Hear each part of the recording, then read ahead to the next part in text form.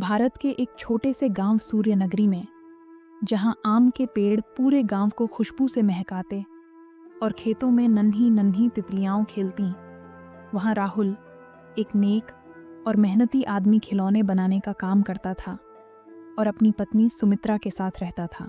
राहुल का छोटा सा खिलौने का कारखाना गांव के मुख्य बाजार के किनारे था। उनके पास पुराने लेकिन चमकदार कपड़े के टुकड़े, कुछ सुई धागे और मेहनत करने वाले हाथ थे। लेकिन पिछले कई महीनों से गांव में खिलौने की मांग घट गई थी। बच्चे पुराने खिलौने खेलते रहते, नए खिलौनों की जरूरत कम थी। राहुल उदास होकर बोला, सुमित्रा, अब क्या होगा? हमारे पास तो कुछ भी बचा नहीं है। सुमित्रा मुस्कुराई और हाथ पकड़ते हुए बोली, चिंता मत करो राहुल, नेक दिल और मेहनत का फल कभी खाली नहीं जाता। हमें बस विश्वास रखना चाहिए कि एक दिन जरूर हमारी दुकान अच्छी चलेगी और हमारा दिन बदलेगा। राहुल ने उस रात अपने हाथों में अंतिम कपड़े के टुकड़े लिए और एक जोड़ी खिलौने बनाने लगा। उसने कहा, शायद कल कोई इन्हें खरीदने आए। खिलौनों को उसने अपने कार्यशाला की मेज पर रख दिया और सो गया।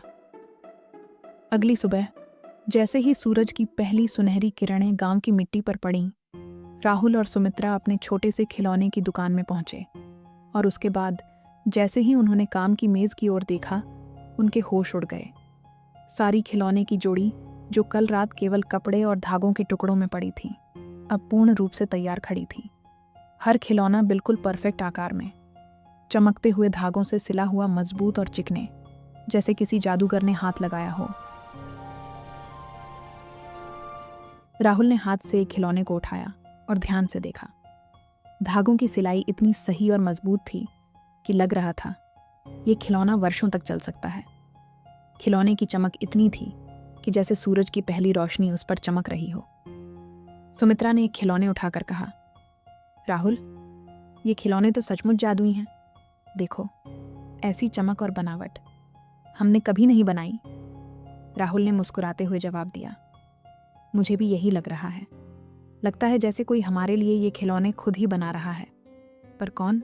उन दोनों ने एक दूसरे की आंखों में आश्चर्य और हल्की चिंता देखी।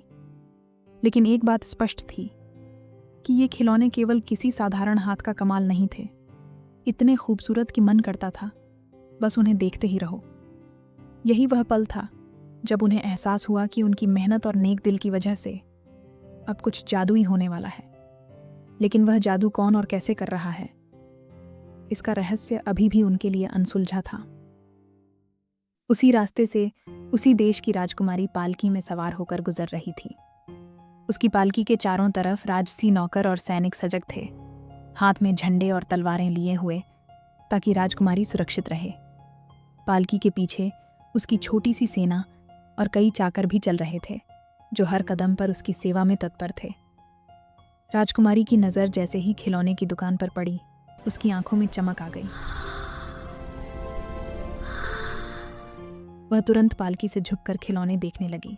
हर खिलौने की डिजाइन और दुकान की सजावट ने राजकुमारी को मोहित कर दिया।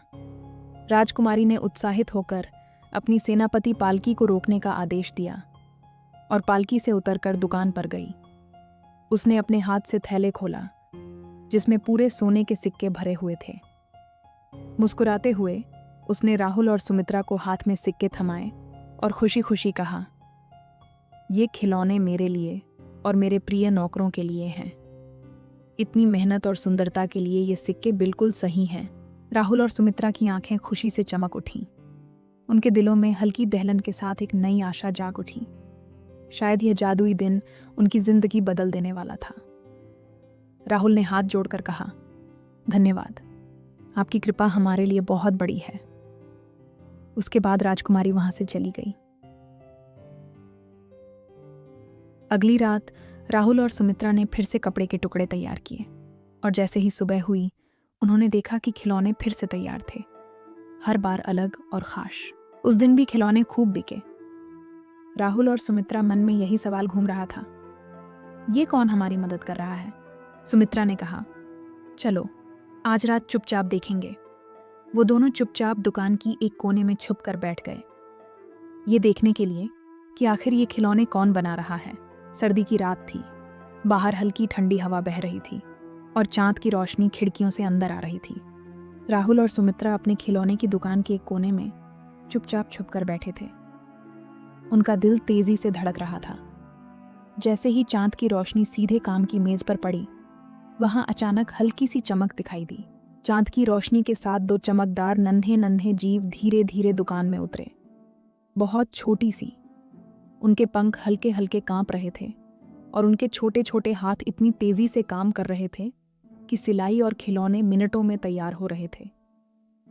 लेकिन उनकी मेहनत और लगन में कोई कमी नहीं थी। राहुल और सुमित्रा एक दूसरे की तरफ देखते रहे थे। उन्हें अपनी आंखों पर विश्वास नहीं हो रहा था। सुमित्रा, ये तो सच में परियान है। सुमित्रा ने राहुल से धीरे से कहा। ये ठंड में कांप रही है, हमें उनकी मदद करनी चाहिए राहुल। परियां बिना किसी आवाज के काम में व्यस्त थीं। उनकी छोटी सी चमक और मेहनत की गति ने पूरी दुकान को जादुई वातावरण में बदल दिया था। राहुल और सुमित्रा ने देखा कि हर खिलौना पूरी निष्ठा और प्यार के साथ तैयार हो रहा है। उसी पल उन्हें एहसास हुआ, उनके जीवन में यह जादू सिर्फ उनकी मेहनत और अच्छाई का परिणाम नहीं, बल्कि इन छोटे जादुई प्राणियों की लगन और प्रयास का भी कमाल था। उसके बाद राहुल और सुमित्रा बाहर आए और धीरे से कहा, नमस्ते। परियां डर गईं। तभी सुमित्रा ने मुस्कुराते हुए कहा, डरो मत, हम सिर्फ तुम्हारा धन्यवाद करना चाहते थे। तुमने हमारा मदद किया और मुझे लगता तुम्हें बहुत ठंड लग रही है। आप लोग कौन हो और यहाँ कैसे आईं? परियों ने बताया कि वे सूर्य नगरी के जंगल में रास्ता भटक गई थीं और गलती से वो यहाँ आ गई। उसके बाद सुमित्रा ने अपने हाथों से गर्म ऊनी कोट और छोटे कपड़े सिल दिए। जब परियों ने ये पहने तो उनकी खुशी का कोई ठिकाना नहीं रहा। परियां खुशी से झूम उठी। उन्होंने कहा, धन्यवाद, आप सूर्य नगरी के सबसे नेक लोग हों। उन्होंने राहुल और सुमित्रा को चमकते हुए नन्हे अकॉर्न दिए और कहा, इन्हें जमीन में लगाइए, ये आपको भाग्य देंगे। अंतिम नमस्कार करके परियां सूर्य नगरी के सुबह के कुहासे में गायब हो गईं। अगली सुबह राहुल और सुमित्रा ने अकॉर्न को दुकान के पास लगाया। अगले ही दिन उन्होंने देखा कि दो छोटे पेड़ उगाए, जिनकी पत्तियां सुनहरी चमकती थीं। पेड़ के आसपास लोग आकर्षित होने लगे। गांव के बच्चे, बड़े और हर कोई खिलौने खरीदने आने लगा। सूर्य नगरी में अब खिलौने की दुकान सबसे प्रसिद्ध जगह बन गई। राहुल और सुमित्रा ने अपनी मेहनत जारी रखी, लेकिन अब वे दूसरों की मदद भी करने लगे। उन्होंने अपनी अतिरिक्त सोने की रकम गांव के जरूरतमंदों के साथ बांटी। उनकी दुकान में आने वाला हर व्यक्ति एक मुस्कान के साथ जाता। राहुल और सुमित्रा ने कभी उन परियों को नहीं भूला। उन्होंने सीखा कि थोड़ी सी दया और अच्छाई किसी की जिंदगी बदल सकती है। उन्होंने समझा कि दयालुता और मेहनत का जादू सबसे बड़ा जादू है। और इस तरह राहुल और सुमित्रा अपनी छोटी दुकान में दोस्तों के बीच खुशी खुशी जीवन बिताने लगे। दूसरों की मदद करने से आपको भी खुशियाँ और अवसर मिलते हैं। मुश्किलें हमेशा स्थायी नहीं होती। नेक लोग हमेशा मदद के लिए एक दूसरे के साथ खड़े रहते हैं। मेहनत और निष्ठा से जीवन में चमत्कार संभव है। छोटी परियों की मदद और राहुल सुमित्रा की दया ने यह साबित कर दिया कि अच्छाई और प्यार का असर कभी खाली नहीं जाता और कभी कभी यह जादुई रूप में भी लौट आता है। दोस्तों, ये कहानी आपको कैसी लगी? अगर अच्छी लगी तो वीडियो को लाइक करें, अपने दोस्तों के साथ शेयर करें और ऐसी ही अच्छी कहानियों के लिए चैनल को सब्सक्राइब करें।